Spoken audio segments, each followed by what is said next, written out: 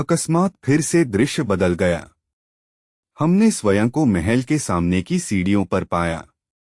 हमारे सामने जितनी दूर तक दृष्टि जाती थी, भीड़ ही भीड़ दिख रही थी, और हमारे साथ गणमान्य पदाधिकारियों का दल था, जिनमें एक आकृति की वेशभूषा इतनी उत्कृष्ट थी कि उससे बेहतर परिकल्पना ही संभव नहीं थी। वह मुंह के नए राजा बनने जा रहे थे। उनमें कुछ था जिसने मेरे ध्यान को आकर्षित किया। वह परिचित थे, ऐसा लगा कि वह मेरे परिचित थे, पर मैं उनके श्रृंगार के कारण उन्हें पहचान नहीं पा रहा था। एक ही क्षण में मुझे लतीनूजी से उत्तर मिल गया, यह मैं हूँ, मिशेल, एक दूसरे जीवन में। आप मुझे पहचान नहीं रहे हैं, लेकिन आपको मेरे सूक्ष्म शरीर की तरंगें आकर्षित कर रही हैं। वास्तव में लतीनूजी विशिष्ट में भी विशिष्ट अनुभव कर रहे थे। लतीनूजी अपने आप को अपने ही एक पूर्व जन्म में देख रहे थे, जबकि वह इस जीवन में भी अस्तित्व रखते थे। गणमान्य पदाधिकारियों में से एक ने नए राजा को एक शानदार शीर्ष दिया, जो उसने स्वयं अपने सिर पर रख लिया।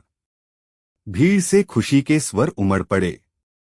महाद्वीप ग्रह का सबसे अधिक विकसित देश और आधे से अधिक ग्रह के शासक को नया राजा मिल गया था। भीड़ खुशी से जैसे पागल ही हो रही थी।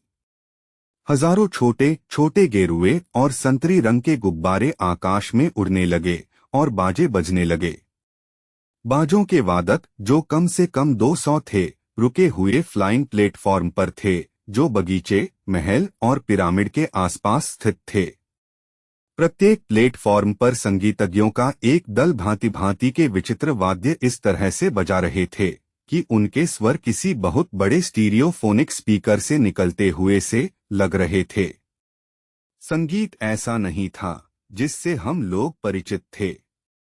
एक बांसुरी को छोड़कर, जिससे विशेष प्रकार का स्वर निकल रहा था, बाकी के वाद्य यंत्र प्राकृतिक ध्वनि की प्रतिकृति कर रहे थे। उदाहरण के लिए गूंजती हुई हवा, फूलों पर मंडराती मक्खियों के स्वर, पक्षियों के गुनगुनाते स्वर, झील में गिरती पानी की बूंदों के स्वर और सागर तट पर टकराती लहरों के स्वर आदि।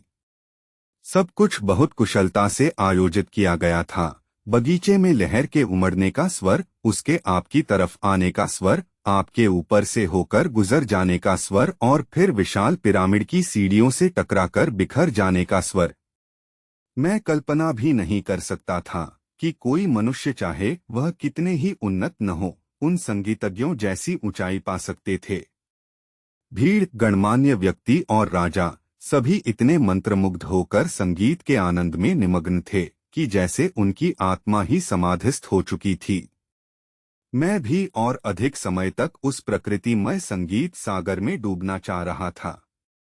मेरे सूक्ष्म साइकोस्फीयर के अस्तित्व में भी मैं संगीत स्वरों के हृदय भेदन से सम्मोहित था।